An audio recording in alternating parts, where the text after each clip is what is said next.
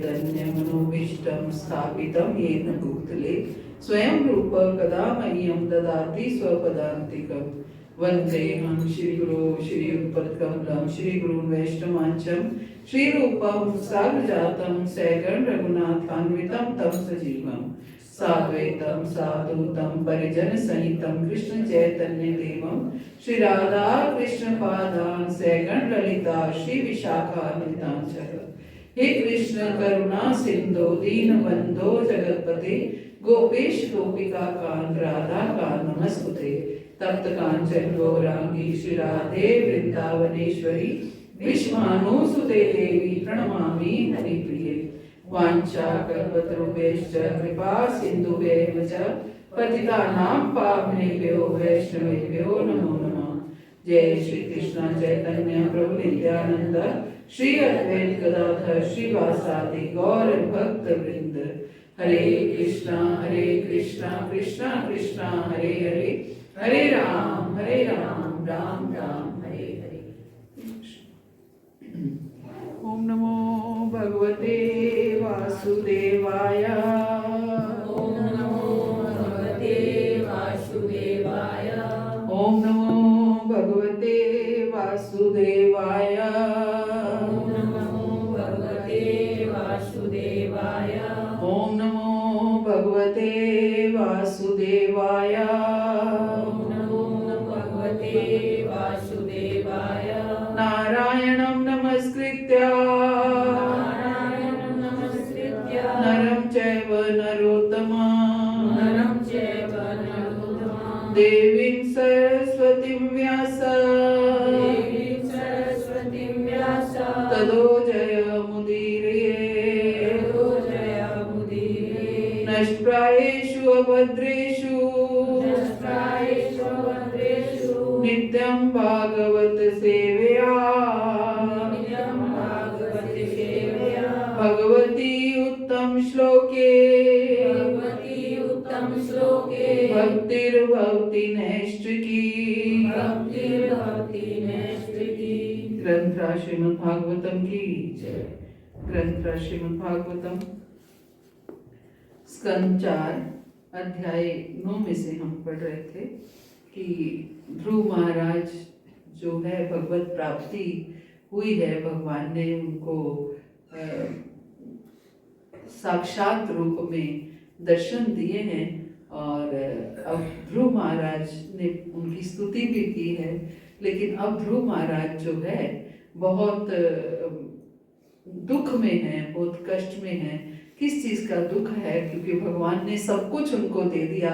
36,000 वर्ष तक का राज्य अलग से, ध्रुव राज्य अलग दिया, लोक दिया, ध्रुव लोक अलग से दिया और 36,000 वर्ष तक का राज्य दिया और साथ में उसके बाद भगवत धाम गमन दिया। सब कुछ भगवान ने दिया और लेकिन फिर भी ध्रुव महाराज आज दुखी हैं। फिर भी आज ध्रुव महाराज संतुष्ट नहीं है। इतना सब कुछ प्राप्त करके भी एक भौतिक व्यक्ति को क्या चाहिए होता है कि जब तक वो इस भौतिक जगत में रहे तब तक वो उसके पास सब धन धान्य हो, भोग विलास हो, सब कुछ हो, किसी भौतिक वस्तु की कोई कमी ना हो।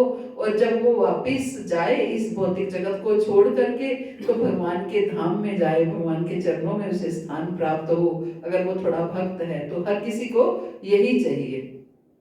लेकिन ध्रुव महाराज को ये सब कुछ प्राप्त हो गया कि उनको 36,000 वर्ष तक का राज्य मिला और राज्य भी ऐसा होगा, उनकी खूब ख्याति होगी, खूब प्रसिद्धि होगी। और उसके बाद ध्रुव लोक उनको अलग से प्राप्त हुआ और वो लोक ऐसा होगा कि जब प्रलय के समय पे भी वो लोक समाप्त नहीं होगा, तो कभी भी उनको वापस इस भौतिक जगत में नहीं आना पड़ेगा। लेकिन फिर भी ध्रुव महाराज आज संतुष्ट नहीं है, आज प्रसन्न नहीं है। क्यों? किस लिए प्रसन्न नहीं है? क्योंकि वो उनको पश्चाताप हो रहा है कि उन्होंने क्या मांगा, क्या मांग लिया। क्या इतनी बड़ी जो हस्ती अगर सामने आ जाए और उससे हम क्या कुछ मांग सकते थे, लेकिन वो हमने नहीं मांगा। मैंने, अगर नारद जी भी आए, नारद मुनि जैसे गुरु प्राप्त हुए, तो भी मैंने उनसे क्या मांगा कि मुझे भगवान से ऐसा राज्य चाहिए जो मेरे पिता से भी बढ़कर राज्य हो। तो हमने पिछली क्लास में यही पढ़ा कि ध्रुव महाराज पश्चाताप करने लगे कि मैं माया के वश में था, वास्तविकता में अपरिचित होने के कारण मैं उसकी गोद में सोया था। द्वैत दृष्टि के कारण मैं अपने भाई को शत्रु समझता रहा और झूठे ही ये सोचकर मन ही मन पश्चाताप करता रहा कि वे मेरे शत्रु हैं। अब ध्रुव महाराज क्या कह रहे हैं कि भगवान को प्रसन्न कर पाना अत्यंत कठिन है। स्वयं कह रहे हैं कि भगवान को प्रसन्न कर पाना बहुत कठिन है, और मैंने ये काम किया। ध्रुव महाराज कह रहे मैं ये काम कर पाया, किंतु मैंने तो समस्त ब्रह्मांड के परमात्मा को प्रसन्न करके भी अपने लिए व्यर्थ की वस्तुएं मांग ली। अब आज ध्रुव महाराज को क्या लग रहा है, मैंने व्यर्थ की वस्तुएं मांगी हैं, कि भगवान को प्रसन्न करना इतना कठिन है, किंतु मैंने तो समस्त ब्रह्मांड के परमात्मा को प्रसन्न करके भी अपने लिए व्यर्थ की वस्तुएं मांग डाली। ये ऐसा हुआ कि जैसे हम मोदी जी से मिले हैं कि कोई किसी को बड़ी लालसा है कि मैं मोदी जी से मिलूं, और मिल भी लिया तो क्या मांगा कि मुझे 2 किलो आटा दे दो, है ना। ऐसा ही कुछ हुआ कि मुझे 2 किलो आटा चाहिए या 2 किलो चीनी चाहिए, ये वो मांग लिया हमने कुछ ऐसा कोई उनसे कुछ ऐसा नहीं मांगा, ऐसी कोई समस्या का समाधान नहीं करवाया जो नहीं हो पा रही थी। तो वही ध्रुव महाराज कह रहे हैं कि मैंने तो समस्त ब्रह्मांड के परमात्मा को प्रसन्न करके भी अपने लिए व्यर्थ की वस्तुएं मांगी हैं। मेरे कार्य ठीक वैसे ही हैं जैसे पहले से किसी मृत व्यक्ति का उपचार करना। मेरा कार्य कैसे है कि कोई व्यक्ति मृत है, मर चुका है, और अब हम उसका ट्रीटमेंट कर रहे हैं, अब हम उसका इलाज कर रहे हैं। मेरे कार्य ठीक वैसे ही हैं जैसे पहले से किसी मृत व्यक्ति का उपचार करना। जरा देखो तो मैं कितना अभागा हूं। इतना पश्चाताप होना, इसी पश्चाताप में ही उनकी जो वो मिस्टेक थी, जो गलती उनसे हुई थी, वो सब गलतियां धुलती जा रही हैं केवल पश्चाताप मात्र से। जरा देखो तो मैं कितना अभागा हूं कि जन्म तथा मृत्यु की श्रृंखला को काटने में समर्थ परमेश्वर से साक्षात्कार कर लेने पर भी मैंने फिर उन्हीं दशाओं के लिए पुनः प्रार्थना की। मैं कितना अभागा हूं कि जन्म और मृत्यु की श्रृंखला को, जो भगवान जन्म और मृत्यु की श्रृंखला को काटने में समर्थ हैं, वो मेरे सामने भी आए तो फिर भी मैंने उनसे क्या मांग लिया कि फिर से मुझे इसी जन्म और मृत्यु की श्रृंखला में डाल दो, है ना। अगर मैं राज्य मांग रहा हूं तो इसका मतलब क्या है, भौतिक वस्तुएं मांगने का अर्थ है कि वापस इस भौतिक जगत में आना, क्योंकि जिस चीज में हमारी आसक्ति होती है, जिस चीज की हमारी लालसा होती है, वो लालसा हमारी अंत समय तक अगर रहती है तो हमें वापस भगवान उस इच्छा को पूर्ण करने के लिए अवश्य दोबारा भेजते हैं। हमें हमेशा ये बात याद रखनी चाहिए कि आज हमारे साथ जो कुछ भी हो रहा है, कभी हमने, या तो वो हमारे कर्म है या वो हमारी इच्छा है। इन दोनों के अलावा कुछ नहीं हो सकता। आज हमें जो अच्छा मिल रहा है, तो आप सोचिए कभी ना कभी आपने इसकी इच्छा की होगी कि हमें ये चाहिए, तो भले ही आज वही चीज आपकी बाधा भी बन सकती है, लेकिन वो हमने कामना की होगी तो अवश्य भगवान उस कामना को पूरी कर रहे हैं। कई बार ऐसा होता है कि पुत्र संतान है और लेकिन नालायक है ना, तो माता पिता ये सोचते हैं इससे तो हमें पुत्रियां होती, वो ज्यादा अच्छा था। इतने पुत्र हैं लेकिन कोई भी पुत्र जो है वो लायक नहीं है। लेकिन कभी ना कभी ये इच्छा हुई होगी कि मेरे पुत्र संतान होनी चाहिए, मेरे पुत्र होने चाहिए, तो वो भगवान ने वो इच्छा पूरी की। क्योंकि ये इच्छा की नहीं कि पुत्र लायक होना चाहिए, बस पुत्र संतान होनी चाहिए, तो वो इच्छा भगवान ने पूरी की। भगवान किसी ना कोई, ये कोई भगवान के लिए, हम भगवान के अंश हैं, हम मीन्स हम आत्मा भगवान के अंश हैं, तो भगवान हमारी इच्छा पूरी करते हैं। हमारी इच्छा मीन्स आत्मा की इच्छा, बॉडी की इच्छा नहीं। तो भगवान ये नहीं देखते हैं कि ये इच्छा इसी शरीर में पूरी होनी है, वो इच्छा किसी भी शरीर में पूरी हो सकती है, क्योंकि वो भगवान के लिए आप शरीर नहीं हो, आप बॉडी नहीं हो। वो हमने अपने आप को बॉडी मान रखा है। आज मैं इस स्त्री शरीर में हूँ, कल मैं पुरुष शरीर में हो सकती हूँ, किसी पशु शरीर में हो सकती हूँ, कोई भी शरीर में धारण हो सकता है, लेकिन इच्छा जो है वो आत्मा की इच्छा होती है। तो भगवान वो इच्छा जो है आत्मा की पूरी करते हैं। इसलिए हम ये सोचते हैं कि हमें तो कुछ इस जीवन में तो नहीं मिला। कई बार हम कहते हैं इस जीवन में तो हमने कोई, मेरे ध्यान से कोई बुरा काम नहीं किया है, तो फिर हमारे साथ ऐसा क्यों हुआ, है ना। वो इसीलिए तो कर्म में वही बात है कि कर्म और इच्छा इन दोनों का ही फल जो है हमें प्राप्त होता है। हमारा कर्म इस शरीर में नहीं किया तो कर्म किसी पिछले शरीर में किया होगा, उसका फल हमें ऐसा लग रहा है कि हमने नहीं किया, लेकिन हमें इसका फल प्राप्त हो रहा है। किया तो हमने ही है, भले ही वो किसी पहले वाले शरीर में किया हो, है ना। कर्म हमने ही किया है, लेकिन हम उसको शरीरों के साथ मापते हैं और भगवान उसे हम आत्मा को अपना अंश मानते हैं। भगवान का मापदंड और हमारा मापदंड में अंतर है। बस अगर हम अपने मापदंड को भगवान के मापदंड के साथ मिला लेंगे तो ये डिफरेंस कभी नहीं आएगा, है ना। अगर हम अपने आप को जानते हैं जो कि हम आत्मा हैं, उसको मानने भी लगेंगे तो हमें ये समस्याएं कभी नहीं आएंगी। हम सोचने लगेंगे कि हमने कभी ना कभी ये कार्य किया होगा, कभी ना कभी मांगा होगा, कभी ना कभी ऐसा कोई कर्म किया होगा, तभी हमें आज ये प्राप्त हो रहा है। तो यही ध्रुव महाराज के साथ हुआ है कि ध्रुव महाराज जो हैं, अब इच्छा थी राज्य प्राप्त करने की, वो बात अलग है कि ध्रुव महाराज को इसी जन्म में हो रहा है, इसी जीवन में हो रहा है, इसी शरीर में हो रहा है, क्योंकि वो वाला समय था जब जीवन जो है बहुत लंबा होता था, आयु जो है वो बहुत लंबी होती थी। 1,00,000 वर्ष, सतयुग की बात है, सतयुग में उम्र कितनी थी?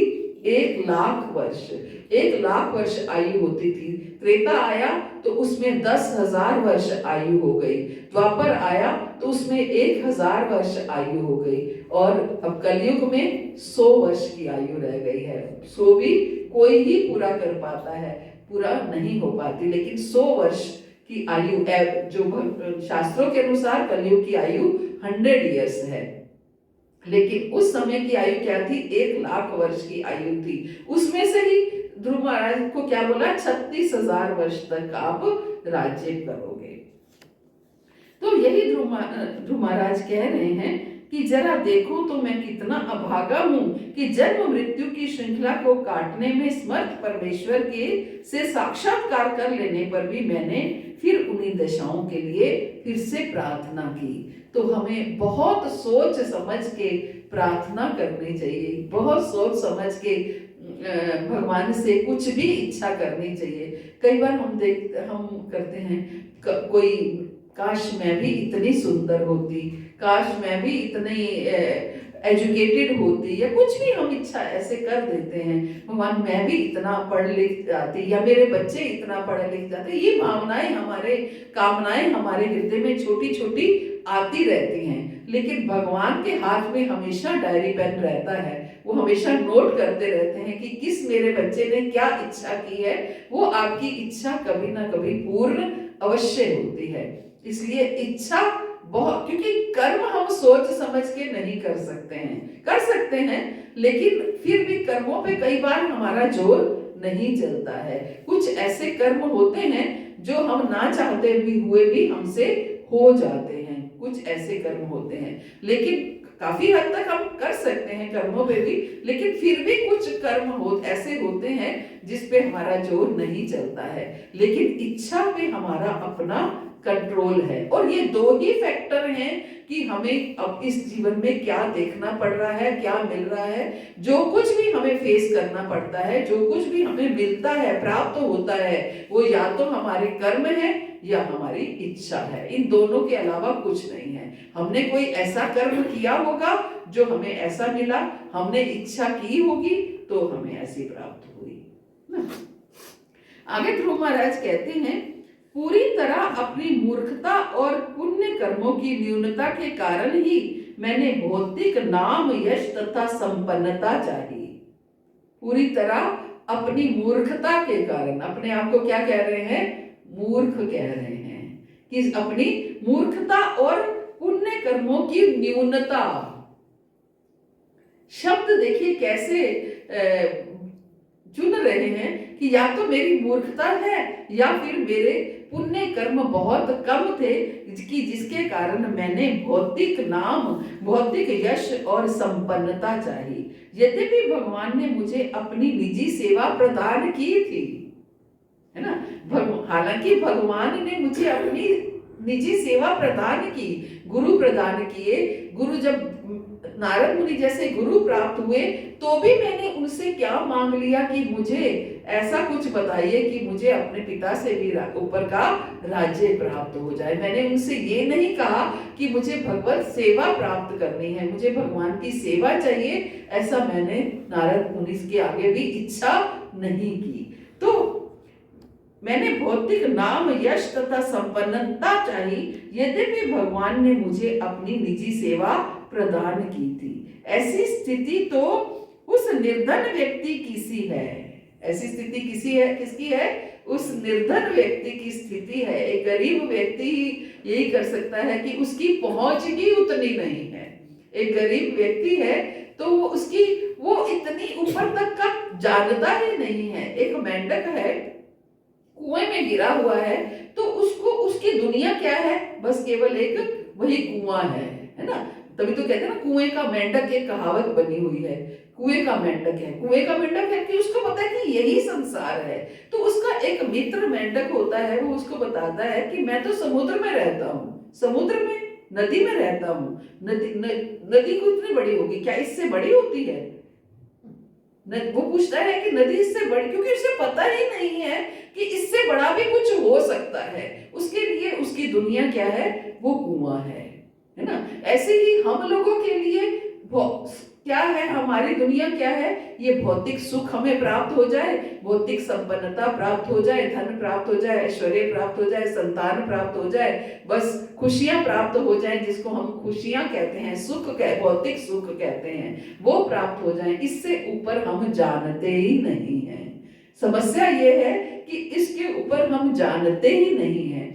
इसलिए एजुकेट करना पड़ेगा, हम धीरे धीरे सबको बताना पड़ेगा। ये एजुकेशन चाहिए कि इससे ऊपर की भी चीजें हैं, इससे ऊपर जो मुख्य हम इस भौतिक जगत में आज हमें मनुष्य योनि प्राप्त हुई है, तो हमारे मनुष्य में और पशु में क्या अंतर है?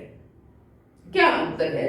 पशु भी सुख सुविधाएं चाहता है, पशु भी अपनी संतान को लेकर के बड़ा केयरिंग होता है, उसको अपने बच्चे, अपनी संतान, वो भी चाहता है मेरे बच्चे अच्छे से रहें, उनका देखभाल करता है। एक पक्षी भी देखिए, एक तिनका चुन चुन के अपनी संतान के लिए घोंसला बनाता है, उसके लिए घर बनाता है, उसके लिए खाने के लिए कहीं ना कहीं से लेकर के आता है। तो हम क्या कर रहे हैं?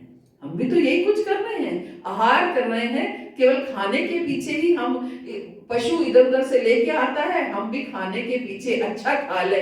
अगर दाल नहीं खाई तो पनीर खा लिया।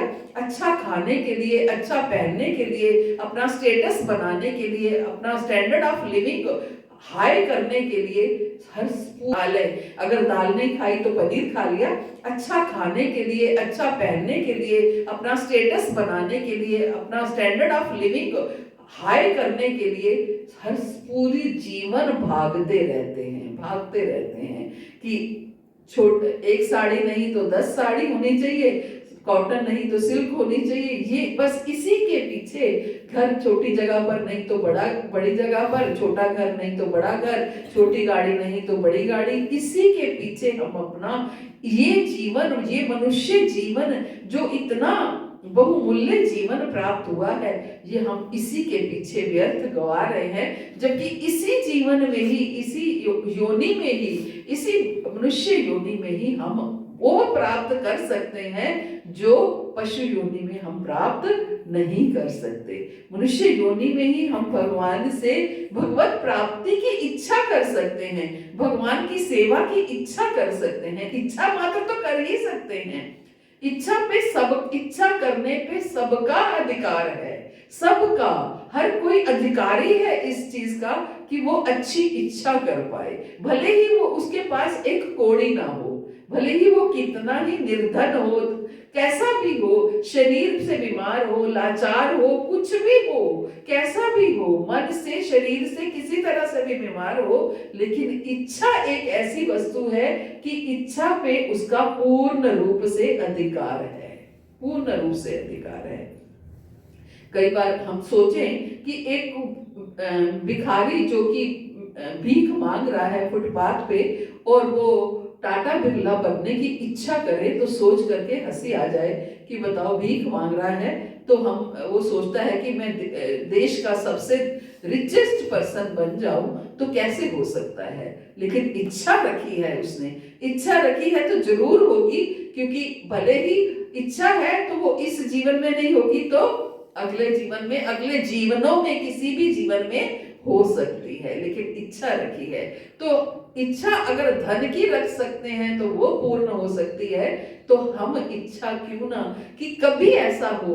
जरूरी नहीं है कि ये जीवन अंतिम जीवन, जो अच्छे दृढ़ भक्त होते हैं वो तो दृढ़ता से लग जाते हैं, इसी जीवन को हमने अंतिम जीवन बनाना है। तो कम से कम ये इच्छा तो हम रख सकते हैं कि प्रभु बस एक बार आपके दर्शन की इच्छा है, एक बार आपकी सेवा की इच्छा है, एक बार आपके चरण दाबने की इच्छा है, एक बार आपके चरणों में साक्षात पुष्प अर्पित करने की इच्छा है, एक बार आपके लिए माखन मैं भी पिलाऊं इसकी इच्छा है। तो ये छोटी छोटी इच्छाएं अगर हम करें तो मन से, हृदय से अगर प्रकट हो तो भगवान कभी ना कभी इन इच्छाओं को अवश्य पूर्ण करेंगे।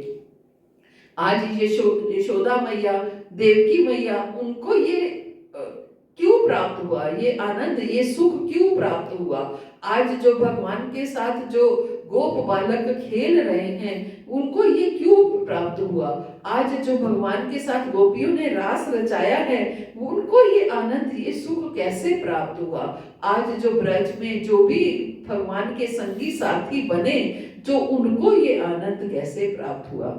हम उस दिन पढ़ रहे थे कि वो दर्जी, जो जिस दर्जी ने भगवान के को वस्त्र बनाए, तो उनके अंदर इच्छा थी कि मैं कभी कृष्ण को वस्त्र पहनाऊं। तो भगवान ने क्या उसके लिए अरेंजमेंट किया कि भगवान मथुरा में गए हैं और मथुरा में जाकर के कोई जो वस्त्र लेकर के जा रहा है कर्ज के लिए, तो वो वस्त्र पहने, वो वस्त्र ढीले हुए तो दर्जी के पास चले गए कि दर्जी ने बोला लाइए, मैं आपके साइज के वस्त्र बना देता हूँ, ये तो आपको ढीले हैं, तो उनके साइज के वस्त्र बनाए। तो केवल इच्छा मात्र की, कोई ये नहीं था कि भगवान स्वयं आ जाएंगे उनसे वस्त्र सिलवाने के लिए। केवल इच्छा मात्र करने से भगवान अपने आप व्यवस्था करते हैं, अरेंजमेंट करते हैं कि कैसे मुझे अपने इस भक्त की इच्छा पूरी करनी है। भगवान राम जब गए वनवास में तो दंडकारण्य के जो ऋषि मुनि थे उन्होंने इच्छा की कि काश हम भी इनके जैसे सीता मैया इनकी अर्धांगिनी बन के साथ चल रही हैं, हर समय संग संग रहती हैं, हम भी इनकी अर्धांगिनी बन पाए, हम भी इनकी पत्नी रूप में बन पाए। तो भगवान ने उनको भी द्वापर में उनको पत्नी रूप में 16,108 रानियां जो हुई, वो हर किसी की इच्छा हुई कि हाँ हम भी इनको पति रूप में चाहें। तो इस तरीके से भगवान किसकी नहीं पूरी की, सबकी पूर्ण की इच्छाएं। लेकिन कमी कहाँ रह जाती है? हमारे ऊपर रह जाते हैं कि हम ऐसी इच्छा करें, ऐसी कैसी इच्छाएं कर रहे हैं, क्या मांग रहे हैं भगवान से, इसके ऊपर बहुत ज्यादा हमें सोचना है, बहुत ज्यादा विचार करना है कि कहीं, क्योंकि होता क्या है, हमें मांगने की आदत हो चुकी है, हर समय मांगते रहना, ये होता है।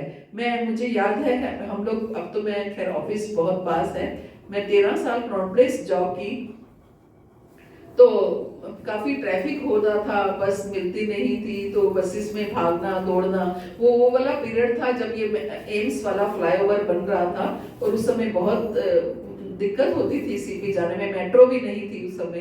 तो और कुछ नहीं, सारे रास्ते यही प्रार्थना करते जाते थे, हे भगवान टाइम से पहुंच जाए, 10 बजे पहुंच जाए, बस 10 बजे पहुंच जाए, कहीं क्रॉस ना हो जाए, कुछ ना हो जाए।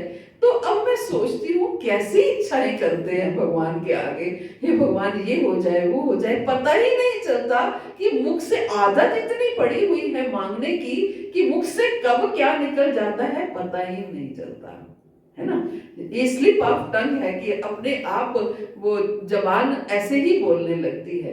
तो बहुत सोचना है हम कैसी इच्छाएं करते हैं भगवान से। हर समय भगवान की भक्ति मांगिए, भगवान का प्रेम मांगिए, भगवान की सेवा मांगिए कि प्रभु मैं भी किसी तरीके से आपके लिए चंदन का लेप बना पाऊं, किसी तरीके से ऐसा कुछ कर पाऊं, आपके लिए पुष्पमाला मैं अपने हाथों से बनाऊं। तो इस तरीके की इच्छाएं हम भगवान से कर सकते हैं। अपनी इच्छा, क्योंकि इच्छा एक ऐसी वस्तु है जो समाप्त नहीं हो सकती, कभी समाप्त नहीं हो सकती। जब भगवान ने जीव की जो डिजाइन किया, जीव की प्रोग्रामिंग की, तो उसमें हर वस्तु डाली, क्रोध डाला, इच्छा डाली, ऐसी चीजें डाली भगवान ने सबके लिए। लेकिन हर चीज का उद्देश्य क्या होता था?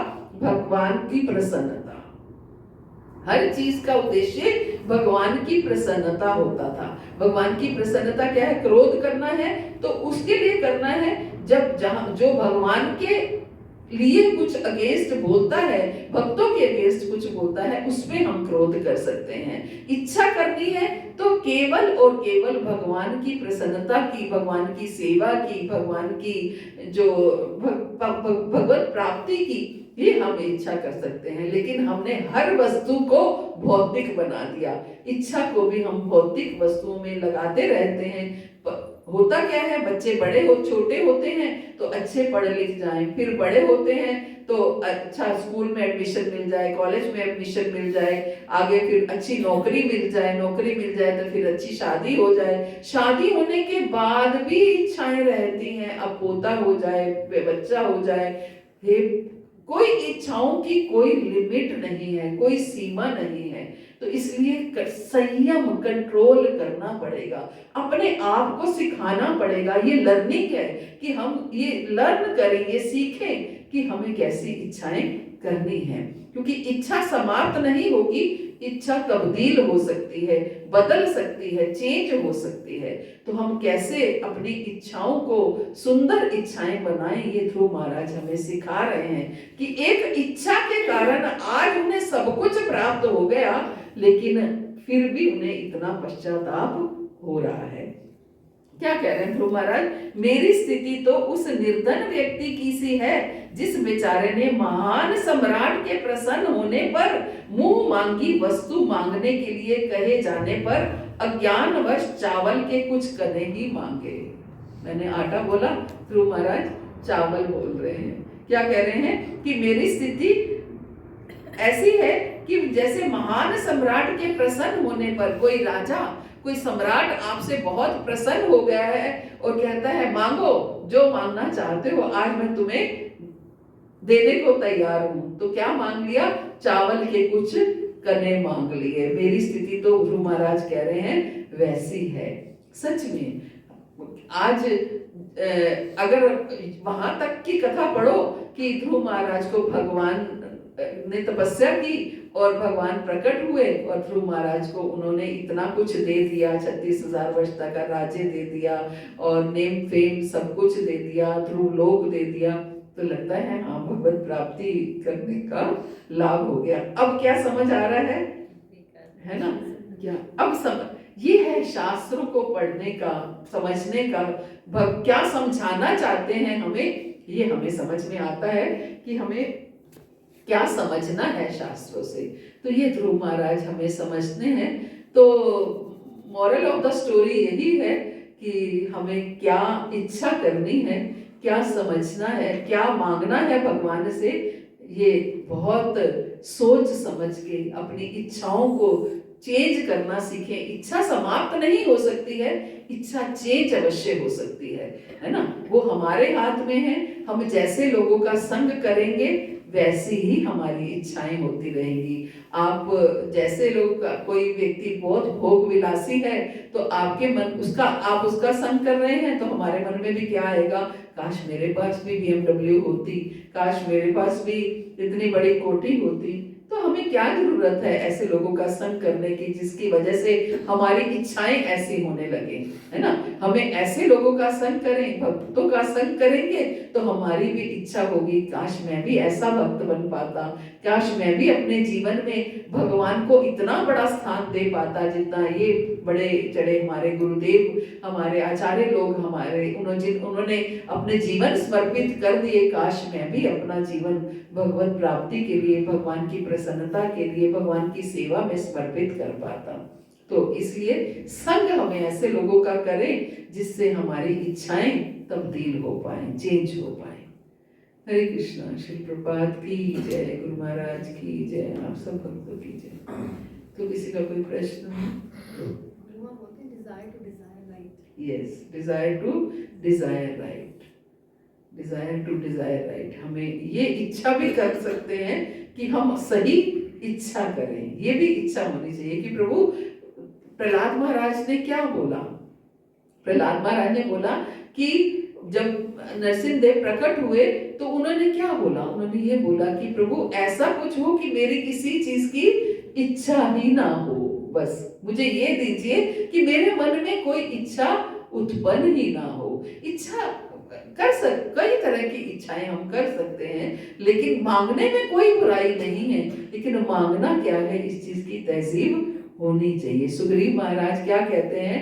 अब प्रभु कृपा करो एहि भांति, सब तज भजन करूं दिन राति। हे प्रभु, अब कुछ ऐसी कृपा करो कि मैं सब कुछ त्याग करके आपका भजन कर पाऊं। तो ये इच्छा हम कर सकते हैं। कुंती महारानी दुख मांग रही है हिम्मत इतनी कि हम दुख मांग पाए, लेकिन किस लिए मांग रही है कि प्रभु जब दुख आते हैं तो आप दौड़े चले आते हो, तो मुझे दुख ही दीजिए ताकि आप हमारे साथ रह सकें। तो डिजायर टू डिजायर राइट, हमें ये भी इच्छा हम कर सकते हैं कि हम अच्छी इच्छा करें।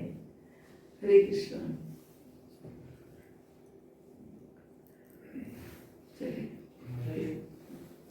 जैसे इच्छाएं हैं, इच्छाएं तो हमारे भौतिक जीवन के साथ लगी हैं, कई जन्मों से जो है ये हमारे हृदय में बैठी हुई है।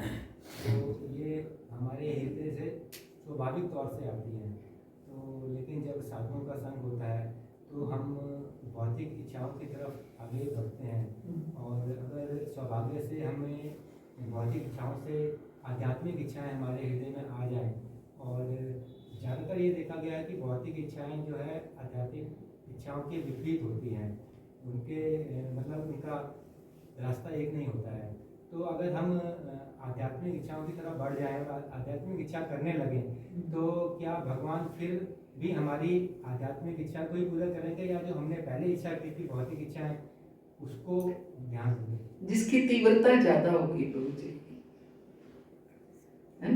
अगर इस समय पहले अनजाने में हम लोग भौतिक इच्छाएं करते ही हैं, जब तक अज्ञान होता है, ज्ञान नहीं होता है तो भौतिक इच्छाएं होती हैं। आज ज्ञान हुआ, आज समझ में आई तो इच्छाएं आध्यात्मिक होने लगी। तो लेकिन कितनी तीव्रता है उसमें, आप कितनी आपके अंदर उसके लिए आप विचलित हैं उसके लिए कि बस ऐसा हो जाए प्रभु, बस ऐसा हो जाए। साथ में ये भी प्रार्थना कर सकते हैं कि प्रभु जो पहले कर रखा है, जो पहले मांग रखा है उसको काट देना अपनी लिस्ट में से, हमें वो नहीं चाहिए, अब बस मुझे यही चाहिए। अब वो तो मैं अज्ञानता में कर गया हूँ, अब तो यही चाहिए, यही कृपा चाहिए। तो बच्चा बोल ही सकता है, बच्चा तो कहता है ना, पहले बच्चे ने शर्ट मांग ली, मुझे शर्ट ले दो, ये दे दो, नहीं अब मुझे वीडियो गेम चाहिए, आप शर्ट रहने दो, मुझे वीडियो गेम चाहिए, है ना। तो हम ऐसा कह सकते हैं कि पहले जो इच्छाएं थी वो तो ऐसे ही थी, वह तो जाने अनजाने में ले ली, लेकिन अब मुझे ये चाहिए। तब तो मैं अज्ञान में था, आपने कृपा करी, मुझे भक्तों का संग दिया और भक्तों ने मुझे ये समझाया कि कैसी इच्छाएं करनी चाहिए। तो अब कम से कम आप मेरी ये इच्छा अवश्य इसको जरूर कंसिडर करिए, कृपा ऐसी कृपा करिए। और भगवान आपकी तीव्रता देखेंगे तो भगवान तो चाहते हैं, भगवान ही तो है इच्छा बदलने वाले, और कौन बदलते हैं। भगवान ने बस है, भक्तों का संग भी बहुत लोगों को प्रदान करते हैं भगवान, लेकिन हम लोग उसको ग्रहण नहीं करते हैं। तो अगर आपने ग्रहण किया तो ये भगवान तो इससे प्रसन्न होते हैं और इच्छा तब्दील हुई, ये कितनी सुंदर बात है। भगवान आपकी करंट इच्छा ही मानेंगे, आप दोनों ही इच्छाएं पूरी कर देंगे, वो भी कर देंगे, वो भी कर देंगे, जिससे आपकी भक्ति बनी रहेगी, जिससे आपकी भक्ति सुचारू रूप से चलती रहेगी, भगवान वो इच्छा पूरी करेंगे। चिंता करने की आवश्यकता नहीं है, भक्तों को किसी चीज की चिंता करने की आवश्यकता नहीं है। जब शरणागत हो गए, शरण में चले गए, तो भगवान ही सब कुछ करने वाले हैं। माता जी, मेरी इच्छा थी कि मैं वो निताई ले गया। अरे वो तो बहुत सुंदर इच्छा है, पूरी करो। मैं बोलती थी ना माता जी को, माँ जब दीपक की जॉब लग जाएगी ना, वो निताई ले आऊंगी। माता जी कह रहे नहीं तो पहले ले लिया ना, बहुत अच्छी बात है, तो बहुत सुंदर इच्छा है। आध्यात्मिक इच्छा है बहुत। क्यों भौतिक क्यों है? आध्यात्मिक इच्छा है, आप सेवा करना चाहते हो, भौतिक क्यों है ये? तो मेरी इच्छा पूरी होगी। बिल्कुल जरूर होगी, अभी टाइम है लाने का गौरता है। माता जी एक दफा ना 20 साल पहले की बात है, हम छतरपुर मंदिर में हमारी शॉप थी, मतलब हलवाई की। अब वहाँ पर मैं जाती थी, रोज सुबह जाती थी, शाम को आती थी। तो मतलब जब जाती थी तो छतरपुर मंदिर हमारे रास्ते में पड़ता था, आगे थी हमारी दुकान। तो मैं रोज कहती है माता रानी मेरा बेटा ठीक हो जाए यही बोलती थी हमेशा, और आती थी जब भी बोलती। लेकिन माता जी कुछ भी फर्क नहीं पड़ा मैं ना फिर ना मंदिर को देखना ही भूल गई, बंद कर दिया, गुस्सा हो गई मैं। मैंने कहा मेरी मन्नत पूरी नहीं होती, मैं कभी नहीं बोलूँगी, किसी से भी नहीं बोलूँगी।